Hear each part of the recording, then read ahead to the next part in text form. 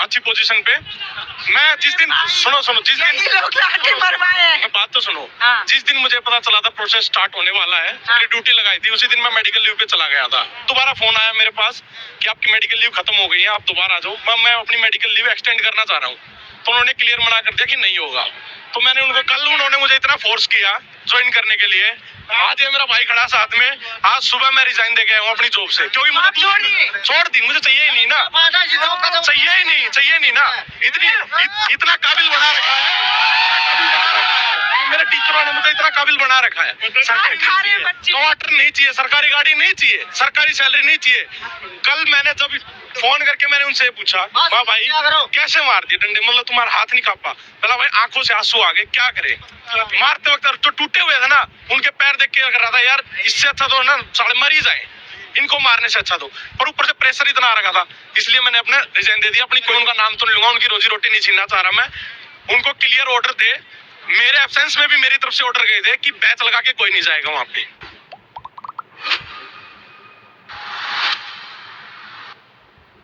20 दिन तक अपने घर पे था अभी तक। मैं खुद तारीख को आए थे कि नहीं आया था। मैं बताता हूँ रीजन।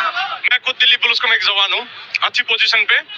मैं जिस दिन सुनो जिस दिन मैं बात तो सुनो, जिस दिन मुझे पता चला था प्रोसेस स्टार्ट होने वाला है, मेरी ड्यूटी लगाई थी, उसी दिन मैं मेडिकल लीव पे चला गया था, क्योंकि मुझे नहीं रोकना था इनको। क्योंकि कहीं ना कहीं मुझे पता था ये गैप है, इसलिए मैं मेडिकल लीव पे तभी के तभी चला गया था। फिर दोबारा फोन आया मेरे पास कि आपकी मेडिकल लीव खत्म हो गई है, आप दोबारा आ जाओ। मैं अपनी मेडिकल लीव एक्सटेंड करना चाह रहा हूँ, तो उन्होंने क्लियर मना कर दिया कि नहीं होगा। तो मैंने उनको इतनी जवानों की कमी है, बंगाल से भी बुलाए गए हैं जवान, और आप लोग छुट्टी ले। नहीं, उनका कहना है लोकल को नहीं, उनका कहना है लोकल हैंडल कर सकते हैं। हम टेररिस्ट है, हमारे लिए आज ही 20 यही मेरा आपके चैनल के माध्यम से सरकार से सवाल है। आप एक भाई को देख रहे हैं पीछे पुलवामा शहीदों की उन्होंने नाम लिखवा के घूम रहे हैं, उनका जवाब तो आपने दिया नहीं कि कहाँ से आ रहे हैं। जहाँ सुरक्षा की जरूरत है वहाँ तो जवान आप लगा नहीं रहे हैं, जवानों के मुद्दों पे आप चुप हैं। अब हमारे सामने जवान लगा रहे हैं और जो बच्चे हाथों में कलम लेके तैयारियां कर रहे हैं। हम यही मैं देश से पूछना चाहता हूँ इस माध्यम से, जितने भी लोग देख रहे हैं आपके चैनल के माध्यम से, क्या हम गुंडे हैं? हम आप पे ऊपर बमबाजी करने आए, सवाल पूछने आए सर, वो भी शांति। यही रहे हैं पुलिस वाले कह रहे हैं। आज अभी मैं आ रही थी तो एक पुलिस वाला कह रहा है कि आप बहुत स्टूडेंट की बात दिखा रही है, पुलिस वालों को नहीं दिखाई। देख लीजिए आप पुलिस वाले, उनको ये बताओ में पुलिस वाले भाई कल उन्होंने मुझे इतना फोर्स किया ज्वाइन करने के लिए।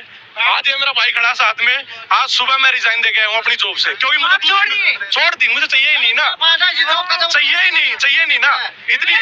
इतना काबिल बना रखा है मेरे टीचरों ने, मुझे इतना काबिल बना रखा है। सरकार की जरूरत नहीं, मुझे टीचरों ने बना रखा है। प्राइवेट कर लेंगे, जमीन है जमींदारा कर लेंगे, पहले वाले के भूखे मरते थे। ये सरकारी नौकरी के लिए क्वार्टर नहीं चाहिए, सरकारी गाड़ी नहीं चाहिए, सरकारी सैलरी नहीं चाहिए। कल मैंने जब डंडे लगते हुए देखे, खुद मेरे साथ जो जॉब करते वो डंडे, उनसे मैंने बातचीत की, भाई कैसे, फोन करके मैंने उनसे पूछा, वाह भाई कैसे मार दिए डंडे, मतलब तुम्हारा हाथ नहीं कांपा? बोला भाई आंखों से आंसू आ गए, क्या करे। मारते वक्त जो टूटे हुए थे ना, उनके पैर देख के लग रहा था यार इससे अच्छा तो ना साले मर ही जाए, इनको मारने से अच्छा तो। पर ऊपर से प्रेशर इतना आ रखा था, इसलिए मैंने अपना रिजाइन दे दिया। अपनी कोई और कर लेंगे, सरकारी नहीं करेंगे। पुलिस की बात कर रहे हैं, सरकारी नहीं करेंगे अब। पहले मैं अपना परिचय नहीं बता रहा था, मेरा नाम मोहित है, मैं सब इंस्पेक्टर हूँ। मुझे रिजाइन दे दिया, नहीं देना मैडम, नहीं करनी नौकरी। अभी मैं कैमरे पे फोन मिला, अपनी मम्मी के पास फोन मिला, मेरी मम्मी यही बोलेगी बेटा वहीं रहियो, घर मत आ जियो जब तक उनको हक ना मिल जाए। सीधी बात यही है। घर पे किसी चीज की कमी नहीं है मैडम, मेरे घर पे किसी चीज की कमी नहीं है। जो गए हैं वो भी मेरे भाई थे, जो बैठे ये भी मेरे भाई है। बस यही चाहिए किसी को भी। और सरकार नौकरी पाने के लिए कितना लोग पापड़ बेलते हैं। इनकी कोई गलती मैडम, चलो मैंने छोड़ दिया, इनकी कोई गलती थी। इनको डंडे मारे, किसने मारे? दिल्ली पुलिस ने मारे। मैं होता मैं भी मारता, मुझे भी ऑर्डर मिलते, मुझे भी मारने पड़ते। या तो नौकरी चाहिए या भाई चाहिए, मुझे भाई चाहिए तो नौकरी नहीं चाहिए थी। वक्त के मंगल पांडे से मैं मिल रही है आप। गजब। बिल्कुल मैडम, अब स्कैम इतना बड़ा है। मैं जो अभी भी मतलब मेरे साथ के जो जॉब कर रहे हैं, अच्छी मतलब पोजीशंस पे लगे हुए हैं, मैं आप सबको बता देता हूँ। मैं सबसे बात करता रहता हूँ क्या चल रहा है भाई, क्या नहीं चल रहा है। वो सीधा बताते भाई उन्होंने बोला है कि 10 दिन बैठे रहेंगे, ऐसे मार दो या तो आए ही नहीं, या जो टूटे हुए हैं उनको देख के 10 पीछे हट जाएंगे। लेकिन मैंने उनको ये बताया था, भाई ये ऐसे इकट्ठे हो रखे हैं, अनपढ़ नहीं है। सरकार के लिए सबसे बड़ा चैलेंज है, ये पढ़े लिखे आ गए यहाँ पे। अनपढ़ होते तो अनपढ़ को तो कैसे न कैसे कर देते, पढ़े लिखे आ गए, इनको सब नॉलेज है कैसे कैसे इलाज करना है सबका, कोर्ट में कैसे करना है। ये कलम की मार मारेंगे मैडम, लट्ठों की मार नहीं मारेंगे, ये वाले कलम की मार मारते हैं। ये सबसे बड़ी मार होगी सरकार के लिए। तो सुनी नहीं रही, आज कोर्ट ने कहा कि हमारे पास इतना समय नहीं है कि हम वो वीडियोस पे संज्ञान लें। आज कोर्ट ने कहा हम सुनेंगे ही नहीं ये जो लाठी खाए बच्चे हैं उनकी बात। मैडम जब कोर्ट में ना एक, क्या कह रहे हो? मैं कह रहा हूँ कि कोर्ट तो फेवर कर रहा है ना, अगर कोर्ट फेवर नहीं करेगा तो सरकार को जवाब देना पड़ेगा। तो अकाउंटेबिलिटी लाने के लिए वो तो इन्हें एक तरफा मार नहीं खानी पड़ रही है।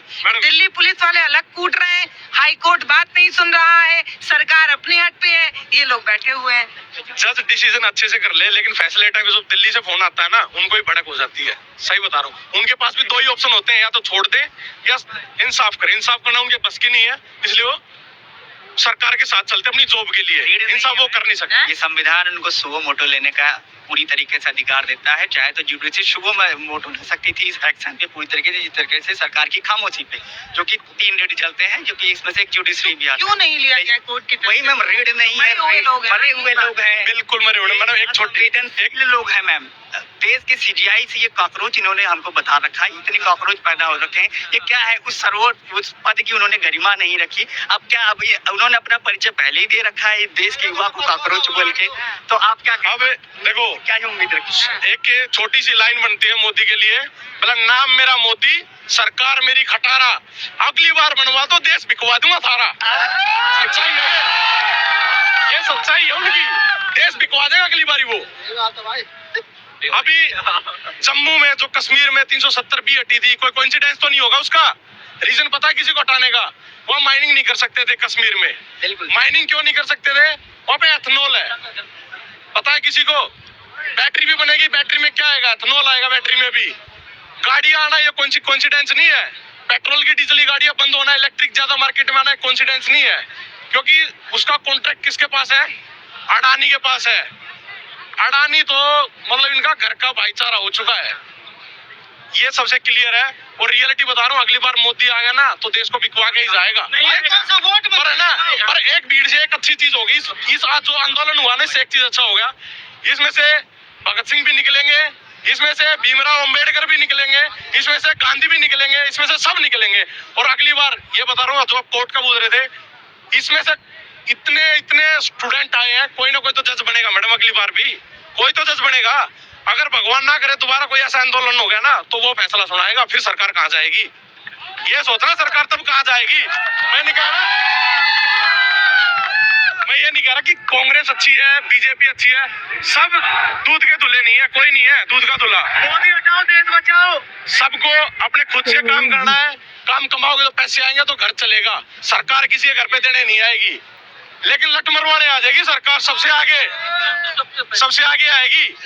सबसे पहले फोन आता है दिल्ली पुलिस के पास कि भाई ये आ रहे हैं, इनका इलाज करो। मोदी खुद बेचारा पुलिस को आगे कर रहा है उनके पास। अच्छा एक बात बताइए, ये जो जितने जवान अभी खड़े हैं दिल्ली पुलिस के, इसमें से बहुत तो आपके टीम के? बिल्कुल टीम के, बिल्कुल बटालियन।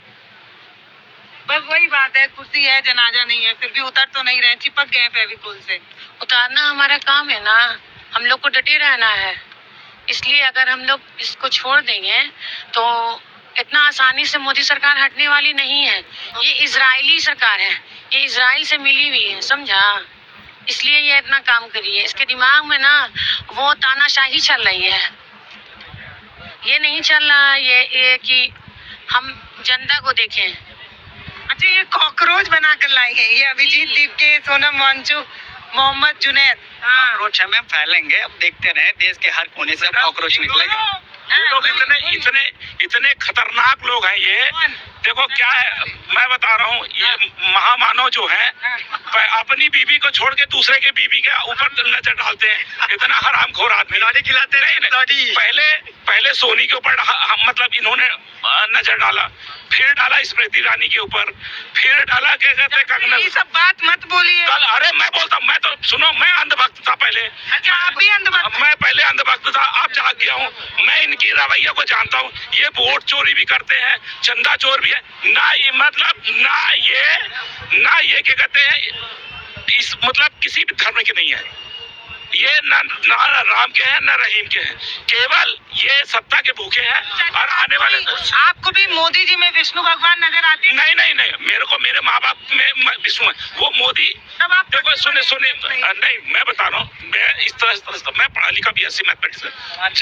मैं पढ़ा लिखा आदमी वक्त मैम हो कैसे सकता है? नहीं, मैं तो बिल्कुल आँख में आँख डाल के, ये लोग क्या देखो क्या है, ये लोग सत्ता में जब आए ना, कितने लाशों के ऊपर चढ़ के आए मालूम है। और आज भी कितना, पहले तो इन लोगों ने मीडिया को हैक किया, फिर दूसरा इन्होंने EVM को हैक किया, मतलब आप फिर जुडिशियल को, न्यायपालिका को, ये सारे लोगों को अपने मुट्ठी पे करके, और आज ये सब जो सपना देख रहे हैं ना, तो युवा जाग चुका है, अब इनको बख्शेगा नहीं। आने वाले समय में ये जो आंदोलन है ना, कल जो लाठी मारी गई है बच्चियों के ऊपर, छोटे छोटे बच्चों के ऊपर, और लेडीजों के ऊपर भी, मतलब जेंट्सों के ऊपर भी, मेरे सामने एक इतनी छोटी सी बच्ची को ऐसे उसकी माँ को हाथ मारा तो माँ गिर गई, वो बच्ची माँ को बचाने के लिए, तो बच्ची ने हाथ ऐसे लगा दिया तो उस बच्ची का मतलब हाथ टूट गया। उसको बच्ची को बचाने के लिए मैं दौड़ा तो मेरे को सिर पीठ में लाठी मार दिया। एक लड़के को मारा तो सर फट गया। मतलब इतने गंदे लोग हैं। ये बच्चे क्या कर रहे हैं? अपना हक तो मांग रहे हैं, तुमसे नहीं समझ रहा धर्मेंद्र प्रधान। अब तो सीधे सीधे मोदी का इस्तीफा चाहिए, सीधे मोदी का। अब हम किसी से, अब आने वाला समय ये देखो, हर जगह आंदोलन चालू हो गया, कहीं ऐसा ना हो कि ये काकरोच बन के इनके घरों में घुस जाए। तो मैं बता रहा हूँ, हकीकत बता रहा हूँ, अगर ये लोग अभी भी नहीं सुधरे, 10 दिन के अंदर अंदर देखना ये लोग इतने ज्यादा आक्रोशित हो जाएंगे कि देखे ये संभलने वाले नहीं है। कहीं इनके दिमाग में ना देखो ऐसा मतलब वो डर बह गया है कि जिसका कोई। तो आप यही रहेंगे अभी? यही रहेंगे मैडम। कितने दिन? जब तक चलेगा। नौकरी तो है नहीं, छोड़ दिया। नहीं, नौकरी का इशू नहीं है, घर चलेगा तो माँ मारेगी ना, फिर छोड़ के कैसे आ गए? तब तक हक नहीं मिला था उनको, दिक्कत ही है। अच्छा दूसरी चीज, सबको पता है पहले गाड़ियों पे, यही वो देश है जो भगत सिंह जंगती हैं तो आपके सामने खड़े मंडल पांडे भगत सिंह। सबको पता है पहले भी गाड़ियों पे नंबर प्लेट होती थी, नॉर्मल भी होती थी। थैंक यू आंटी, आपने जो ये सपोर्ट दिया, ये हौसला दिया है। इनकी बात, इनकी मम्मी की बात हो रही है। ये दिल्ली पुलिस के जवान है भाई। मेरे घर से मैम फोन आया मेरे भाई का कि तुम वहाँ प्रदर्शन में बिना बताए चले गए। आज ही रिजाइन देंगे। देखो इस भाई को सैल्यूट करूंगा। मैं जो कहना चाह रहा था और मुझे सूचना मिली, और सूचना आज ये भी मिली कि यूपी के CRPF के जवान ने भी ऑर्डर, रिजाइन का मुझे मालूम नहीं मैडम जी, लेकिन उन्होंने ऑर्डर मानने से मना कर दिया। और मैं आपके चैनल के माध्यम से, आपका चैनल बहुत बढ़िया है, बहुत आप इश्यू उठाते हो, तो आपके चैनल के माध्यम से पूरी भारत की सेना, पैरामिलिट्री फोर्स और दिल्ली पुलिस और हर स्टेट की पुलिस को मैं निवेदन करता हूँ, ये जो मोदी सरकार है, BJP RSS मोदी सरकार है, ये देश की दुश्मन है, देशद्रोही की सरकार है, देशी विदेशी कारपोरेट की सरकार है, जनता की सरकार नहीं है। इसलिए आप इनके जो लोकतंत्र को खत्म करने वाली और जनता पर अत्याचार करने वाली सरकार के हुक्म न माने। वो ड्यूटी नहीं है उनका हुक्म मानना, बल्कि जनता का पक्ष लेना आपकी ड्यूटी बनती है, आपका धर्म है, आपका मानवता। और इस भाई ने आज दिल्ली पुलिस से रिजाइन किया है, इसको हम सैल्यूट करते हैं। और कैसे 1925 के अंदर पेशावर में जब पठान मुस्लिम जो किसान क्रांतिकारी थे, अंग्रेजों के खिलाफ आंदोलन कर रहे थे अपनी जांच मांगों के लिए, चंद्र सिंह गढ़वाली का नाम आपने सुना हो, वो गढ़वाल राइफल के कमांडर थे। उन्होंने गोली चलाने का ऑर्डर जो अंग्रेजों ने दिया था उसको मना कर दिया था। ऐसे वीर चंद्र सिंह गढ़वाली बढ़ने की आज बहुत ज्यादा जरूरत है। अपना जमीर बेच के, अपनी आत्मा बेच के, चंद टुकड़े सैलरी के लिए मतलब लोगों की हत्या करना, ये कौन सी पुलिस और सेवा, इसमें कौन सी देशभक्ति की बात है? डूब के मरना चाहिए ऐसे जवानों को, चाहे वो सेना के हो, चाहे पैरामिलिट्री फोर्स के हो, चाहे दिल्ली पुलिस के हो, चाहे किसी स्टेट के हो। आज जैसे सूचना है कि 2000 जवान CRPF के एयरलिफ्ट करके मंगवाए जाते हैं यहाँ, किसके? जनता पर गोली चलाने के लिए। कितने लोगों को गोली चलाएंगे? ये मोदी को भागना मुश्किल हो जाएगा। ये कहता है मैं झोला उठाकर भाग जाऊंगा, मेरा फकीर है, मेरा क्या होगा? देश को आग लगाकर कौन भागने देगा? इसलिए साथियों मैं बार बार पुलिस वालों को कहता हूँ कि आप बगावत करो, बगावत करो। बगावत करना इंसानियत है आज के समय में। आपके मतलब सिस्टम में कुछ प्रॉब्लम थी, रिजाइन करने के बारे में पहले सोचा था या लाठी चार्ज की तस्वीर देख? मैं बीच में आने का प्लान कर रहा था कि छुट्टी पे ही चल रहा था, तो मेरे साथ में काम करने वालों ने बोला कि भाई बहुत सारे ऐसे हैं जो सस्पेंड हो जाएंगे, जिसका नाम आ गया, जिसका फेस आ गया, सस्पेंड हो जाएंगे। वहाँ पे कैमरे 24 घंटे देखे जा रहे हैं। तो मैडम मेरे जानने वाले भी खड़े थे बाहर, वो कह रहे थे कैसे आया है, तू तो छुट्टी पे गया होता। मैं छुट्टी का नौकरी चली गई, अब तो नौकरी छोड़ दी हमने, नौकरी चाहिए ही नहीं। अब मैं कैमरे में इसलिए आया हूँ कि ध्यान से देख लेना, मैं नहीं दिया था रिजाइन, मैं क्लियर बताना चाहता हूँ। बहुत बढ़िया। और दूसरी चीज अभी सबको पता है पहले नंबर प्लेट्स अलग अलग होती थी। सरकार का कहना था कि क्राइम बढ़ेगा, हाई रिस्क नंबर प्लेट लेके आओ इंडिया की, सबका मैंडेटरी कर दिया, चालान करना शुरू कर दिया। किसी को पता है उस नंबर प्लेट का टेंडर किसके पास है, वो भी अडानी बनाता नहीं पता तो किसी को। सबसे बड़ा एक मैंने कल न्यूज देखी थी, एक सीआरपीएफ की मैडम खड़ी थी, इंस्पेक्टर थी 3 स्टार, उन्होंने किसी मीडिया वाले ने क्वेश्चन किया था कि आपका बैच हट गया है, सबका यही क्वेश्चन था, बैच हट गया। उनका कहना था सेफ्टी जैकेट पहनते हैं जिससे निकल जाता। इलेक्शन के टाइम पे तो नहीं निकलता वो बैच, इलेक्शन में तो देते हैं। मैंने भी तो पहनी है सेफ्टी जैकेट, अगर वो निकल जाए एक बार हाथ से छीनते हैं तो जैकेट पकड़ के ऐसे निकालना पड़ता तो निकलता वो कहते निकल के गिर जाता है, ऐसे नहीं गिरता, ऐसे नहीं निकलता है। वो कह रहे थे धक्का मुक्की से। मैडम मुझे भी दोनों हाथे जोर लगाना पड़ेगा बैच को निकालने के लिए, तो बैच निकलेगा। नेक्स्ट चीज, जो हमारे स्टेशन में जो काम करने वाले हैं कर्मचारी, मैं उनका नाम तो नहीं लूंगा, उनकी रोजी रोटी नहीं छीनना चाह रहा मैं, उनको क्लियर ऑर्डर थे, मेरे एब्सेंस में भी मेरी तरफ से ऑर्डर गए थे कि बैच लगा के कोई नहीं जाएगा वहाँ पे, सीधा क्लियर ये ऑर्डर था, बैच लगा के कोई नहीं जाएगा। इंटरनली बात थी ये, मतलब इंटरनली बात थी, बैच लगा के कोई नहीं जाएगा वहाँ पे, ये चीज क्लियर थी। ऐसा क्यों? आइडेंटिटी छुपाने के लिए, ये ना हो कि मैंने इसको मारा, इसकी पर्सनल दुश्मनी मेरे से हो जाए, वो चीज इस चीज के लिए कि बाद में एक अकेले को टारगेट ना किया जाए जी। कितनी सच्चाई है कि जितने दिल्ली पुलिस के जवानों ने मारा था उनको फिर हटा के दूसरे बुलाए गए? नहीं, कोई भी सच्चाई नहीं है मैडम। अभी 12 कंपनियां और बुलाई गई हैं, आपको पता चला हो तो 12 कंपनियां, एक कंपनी में 113 के आसपास जवान होते हैं, 12 कंपनियां और बुलाई गई हैं। कहा जा रहा है कि जिनके चेहरे ज्यादा हाईलाइट हो गए सोशल मीडिया पे, क्योंकि तस्वीरें और आजकल तो सोशल मीडिया का जमाना है, सबके हाथ में फोन है, तो जिनके चेहरे ज्यादा हाईलाइट हो गए दिल्ली पुलिस के जवानों के या रैपिड फायर फोर्स वाले के, उनको हटा दिया गया है कहीं, मतलब उनको कहीं और भेज दिया गया है। मैडम उसमें जो चेहरे हाईलाइट हुए बताते वक्त मुझे शर्म आ रही है। सबसे ज्यादा हाईलाइट चेहरे जो हुए हैं वो हरियाणा के हुए हैं, मैं हरियाणा का रहने वाला हूँ, मेरी कास्ट भी जाट है, और जो जितने हाईलाइट हुए वो सभी जाट हैं। ये बताते वक्त शर्म आ रही है।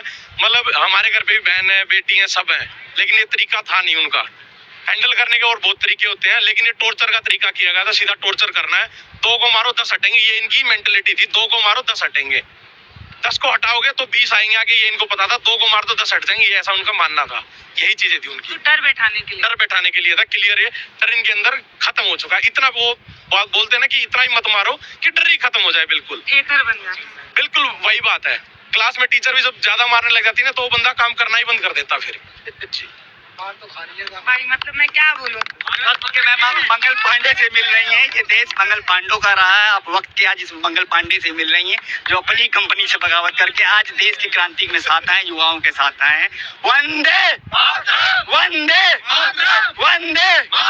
धर्मेंद्र प्रधान, धर्मेंद्र प्रधान, धर्मेंद्र प्रधान, हटेंगे नहीं हम, नहीं हटने वाले, नहीं हटने वाले। आप अब जितनी भी लाठियों की जोर लगा लीजिए, लाठियां कम पड़ जाएंगे। इस भगत सिंह के जोश और मंगल पांडे के जोश के साथ युवा यहाँ पे जंतर मंतर पे उपस्थित हो रहे हैं। अभी भी आंखें खोलिए, तानाशाही सरकार एक आदमी को बचाने के लिए आप डेमोक्रेसी की हत्या कर रहे हैं। विचार कीजिए। आप तो इतने दुबले पतले हैं। मैम वो आदमी को हटाने के लिए मोदी क्यों नहीं हटा रहा? जैसे ये इन्होंने रिजाइन दिया। 20 तारीख को आए थे? नहीं 20 तारीख को नहीं है, मैं आज ही आया हूं। अच्छा हुआ नहीं आए थे भाई, बहुत जोर जोर से डंडा मार रहे थे। पर मैं इधर से निकला तो मैंने देखा था, फिर मैं आज आया हूँ मैम। मैंने डंडे पड़ते हुए मैंने मेरी आंखों से देखे हैं। जैसे इन्होंने बताया कि हमारे को ऐसे बता दी कि बैच हटा दो, जैसे इन्होंने खुलासा कर दिया वैसे ही धर्मेंद्र प्रधान को हटा दिया जाएगा तो वो बीजेपी के खुलासे कर सकता है। इसलिए उसको सीधे तरीके से नहीं हटाया जा रहा, क्योंकि वो उसको मोदी अगर वैसे हटाएगा जोर जबरदस्ती से तो वो खुलासे कर देगा मोदी के कि क्या क्या घोटाले हो रहे हैं, क्या नहीं हो रहे। इसलिए और अब उसको मोदी में दबाव पड़ गया, उसको प्यार प्रेम से हटा रहे हैं, उसको कुछ खिला पिला के हटाएंगे, उसको कुछ रिश्वत दे के कुछ खिला के पैसे वैसे खिला के ये हटाया जाएगा। उसको ऐसे नहीं हटाया जाएगा, हटा दिया जाएगा। उसके बाद भी शिक्षा मंत्री बीजेपी का आएगा, मोदी लाएगा। मोदी हमेशा अपना आदमी लाता है, हर जगह अपना आदमी है मोदी का, ऐसी जगह आदमी नहीं है। सबसे जरूरी बात है ये जो यहाँ पे बैठे ना वो सभी बच्चे हैं, सबके माता पिता। बच्चों को समझाने के 2 ही तरीके होते हैं घर पे, या तो मार के समझा लो या बिठा के समझा लो। और देखो पापा तो आप समझा ही चुके हैं बैठ के। बिल्कुल बिल्कुल। देखो जो सबके पापा होते हैं ना वो पहले एक थप्पड़ मारते हैं उसके बाद समझाते हैं, और मम्मी बिठा के समझाती है, और मम्मी की मान भी जाते हैं। अगर मेरा मानना पर्सनली कि अगर धर्मेंद्र जब ये एग्जाम लीक हुआ स्टार्ट हुआ यहाँ आके बीच में बैठ के अपनी जुबान से बोलता ना कि भाई मैं अपनी गलती मानता हूँ, अगली बार अगर ऐसा लीक हुआ एग्जाम तो मैं इस्तीफा दे दूंगा, ये बात पहले ही दिन आके बोल देता ना तो मैं भी इतना बड़ा नहीं होना था मैडम। ये आज पहले 7 चल रहे थे, अब 9 आंदोलन हो गए। वहाँ पे टिगरी बॉर्डर किसानों ने बंद कर दिया, अमेरिका साथ इसने ट्रेड का जो पास किया अपना कुछ, और उसके अलावा उत्तराखंड में चल रहा है पेड़ों को लेके, पटना में बच्चे मार खाए इन्हीं जंतर मंत्र के चक्कर में। उसके अलावा जो आर्मी से रिजाइन देके आए थे किसी रीजन से, वो रोड पे बैठे हैं, उनका भी स्ट्राइक स्टार्ट हो गया है। ये बेतवा रिवर लिंक मैम जो ये किया जा रहा है उसके लिए भी प्रोटेस्ट कब से चल रहा है, उसको भी चारों तरफ देश में कोने में आंदोलन ही चल रहे हैं, ये सिस्टम है। प्रधानमंत्री लाल बहादुर शास्त्री जी पहले रेल मंत्री थे, एक रेल दुर्घटना हुई थी, इस्तीफा नैतिकता थी, और इस नीच प्रवृत्ति के लोगों में इस सरकार में इतने आंदोलन के बावजूद भी एक शिक्षा मंत्री का ये इस्तीफा नहीं ले सकते। हालांकि बनाना तो इन्होंने अपना ही आदमी है, लेकिन ये तानाशाह है, इनका अहंकार है, ये चाहते कि जरूरत नहीं है, ये भारत के प्रधानमंत्री की भूमिका में ही नहीं है, ये तो अपनी कुर्सी अपने लोगों के लिए माल बनाना और देशी विदेशी कारपोरेट के एजेंट की भूमिका में है। ये इनकी सच प्रिविलेज फैमिली से आते हैं, मतलब ये सवाल मेरा पहले सुनिए, आप एक प्रिविलेज फैमिली से आते हैं, आपने इस तरीके के संघर्ष नहीं देखे होंगे अपनी जिंदगी में, अभी कैसे सोएंगे इधर ना, इधर तो कोई सुविधा नहीं है, बाथरूम का अलग प्रॉब्लम है, नहाने धोने का अलग प्रॉब्लम है। बट डाउन टू अर्थ बंदा होता है ना, जमींदार घर से हूँ मैं, करते नहीं है लेकिन जमींदार तो आज भी है, दादा पड़दादा तो रहे हैं। घर में क्या मतलब सुविधा है तो क्या मतलब रह नहीं सकते, ये भी तो रह रहे हैं, पुलिस वाले तो बाहर रह रहे हैं, मैं भी तो रहूंगा, कभी मैंने वहां भी एडजस्ट किया, मैं यहाँ भी कर लूंगा, उनके साथ कर सकता हूँ, मैं इनके साथ नहीं कर सकता, ये अलग है, ये मेरे भाई, इनके साथ भी करूंगा एडजस्ट मैं बिल्कुल। और जो मतलब मुझे धमकी मतलब रिजाइन दिया ना, तो उस टाइम पे ये धमकी दी गई थी कि पेंशन नहीं आएगी, ये चीजें हो जाएंगे, तुम्हें केस लगने स्टार्ट हो जाएंगे, कुछ भी हो सकता है, समझो बात को, रिजाइन मत दो, अभी जरूरत। इस तरीके की मुझे बहुत पहला फुसला गया था, कहीं कुछ तुम जाके बता ना दो या कुछ भी इस तरीके से। तो मैं भी सभी जानते होंगे, मेरा जो गांव है वो गांव डीगल है जो झज्जर में आता है, और कुछ दिन पहले ईडी की रेट डलवाई थी मोदी ने वहाँ पे, क्योंकि वो एशिया का अनऑफिशियल सबसे अमीर गाँव है, सबसे ज्यादा ब्लैक का पैसा उसी गाँव में है। तो मुझे इस नौकरी की जरूरत वैसे भी नहीं है मैडम मुझे इस नौकरी की जरूरत वैसे भी नहीं है, बस मैं डंडे नहीं मारते ना तो मैडम शायद मैं नहीं छोड़ता, मैं रियलिटी बता रहा हूँ, सच्चाई।